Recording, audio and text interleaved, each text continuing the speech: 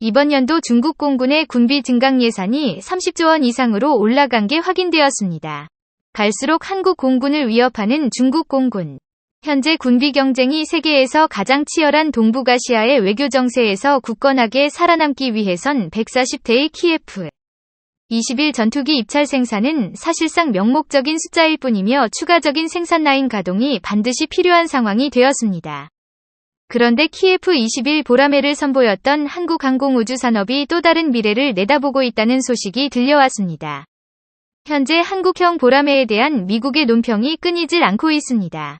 특히 미국의 유명한 무기 분석 싱크탱크 기관인 내셔널 인터레스트는 KF-11 전투기가 완전한 플랫폼을 갖추려면 최소 500대 이상 생산 라인이 갖추어져야만 비로소 부품의 신뢰성과 안정성, 그리고 생산 단가와 성능 문제에서 완벽히 입증시킬 수 있다고 진지하게 조언했습니다. 그들의 주장이 어느 정도 납득됩니다. 한국은 2018년까지 140대의 생산년을 1차 목표로 삼아 KF-11 보라매의 생산 라인을 순식간에 가동하는 데 완벽하게 성공하긴 했지만 현재 우리나라의 공군의 전력을 보았을 때 최소 500대 이상의 수요와 공급이 있어야만 블록 투 블록 C 이 같은 스텔스기 개발이 원활하게 가능해지는데요.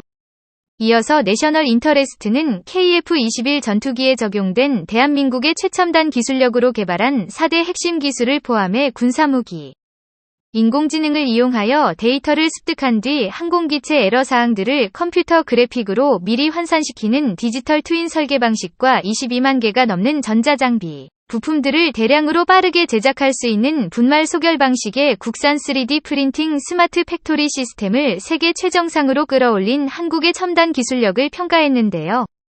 이러한 주장을 뒷받침하는 논리로 또 다른 미국의 방산 언론 매체 랜드 코퍼레이션의 칼럼을 인용했습니다.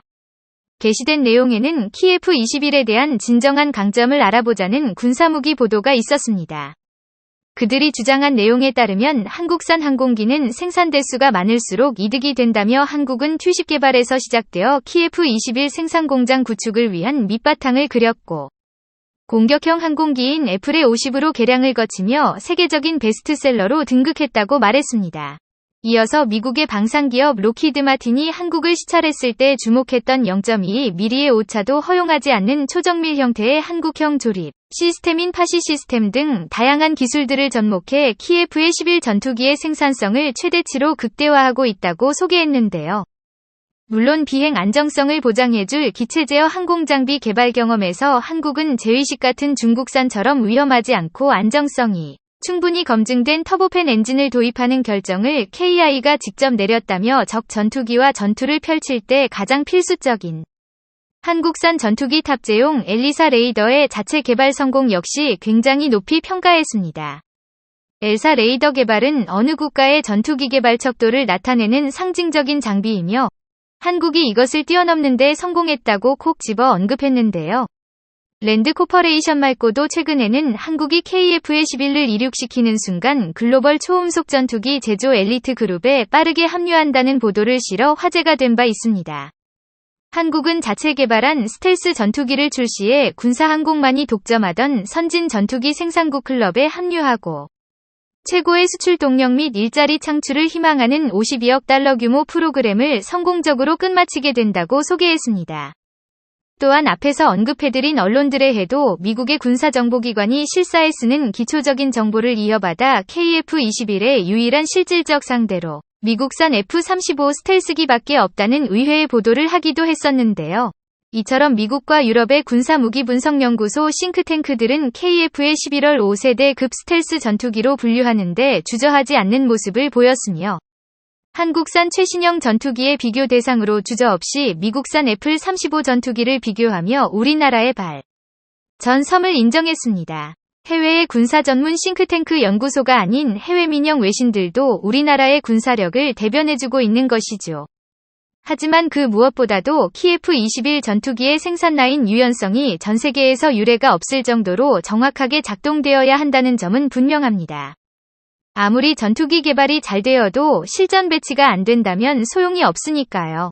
그래도 한국은 불과 10년 만에 한국 역사상 최초로 4세대 이상의 전투기를 생산했지만 심각한 문제 없이 타력이 출고까지 단숨에 치고 올라온 것인데요. 미국과 유럽의 반응을 보아 옛날에는 상상조차 할 수 없었습니다만 이제는 우리나라도 자국산 전투기 배치가 현실화되었습니다. 과거와는 다르게 매우 강대해진 우리나라가 KF-21 전투기를 개발해 2021년 순식간에 CJ-8호기 완성까지 눈앞에 두고 있는 게 놀랍기만 한데요. 사실 KF-21 전투기의 생산량이 증대될수록 군사적인 이득과 경제적인 이득뿐만 아니라 가장 중요한 문제가 해소됩니다. 그것은 바로 한국군이 미국산 전투기를 운영하면서 여러모로 골치 아프고 안 입고 온 일도 많이 겪은 것과 비교해 한국산 KF-22 모델은 4대 항공장비, 국산화와 함께 어떠한 문제도 대처가 빨라진다는 점인데요. 이번에 사건이 터진 미 해군의 F-35 전투기를 보듯 전투기에 치명적인 결함이 발생했을 시 그것이 외국산 전투기라면 극비리 사항으로 인해 자세히 뜯어보지도 못하고 문제조차 해결할 수 없습니다. 결정적으로 보라매 같은 항공기 독자 개발은 미국에게서 무기 종속국으로 벗어날 수 있는 시점이기도 합니다. 특히 이러한 사실에 대하여 우리나라 전투기 개발의 총책임을 맡고 있는 카이가 굉장히 의미심장한 선언을 발표해 주목을 받고 있습니다. 선언의 내용은 이렇습니다. 한국은 아무런 간섭 없이 우리 마음대로 시험하고 기술을 개량할 전투기 플랫폼이 있어야만 미래 세대에 탄생할 5세대와 6세대 등 더욱 높은 성능의 전투기 개발에 착수할 수 있게 된다고 언급했는데요. 이처럼 한국항공우주산업 카이는 전투기 생산 공정을 지속적으로 강화해 블록3까지 지속적인 개량을 진행할 플랜을 형성시키겠다며 지속적인 노력을 끝으로 우리나라의 연공을 지킬 가장 중요한 버팀목을 만들겠다고 언급했습니다. 과거부터 대한민국의 모든 국민들이 갈망하는 것이 딱 하나 있습니다. 바로 KF-21의 성공적인 개발을 기다리는 것인데요. KF-21 전투기의 8호기를 넘어 대량 생산을 시작해 이륙 시험까지 완료된다면 대한민국은 인류 역사상 가장 신속하게 전투기 기술을 배우고 고성능 전투기를 독자적으로 보유하게 되는 전 세계 다른 국가들을 봐도 유례가 없는 세계 최초의 국가로 세계 역사에 길이 남겨질 것입니다. 한민족의 강대한 미래를 위하여, 대한민국의 영원한 자주국방을 위하여.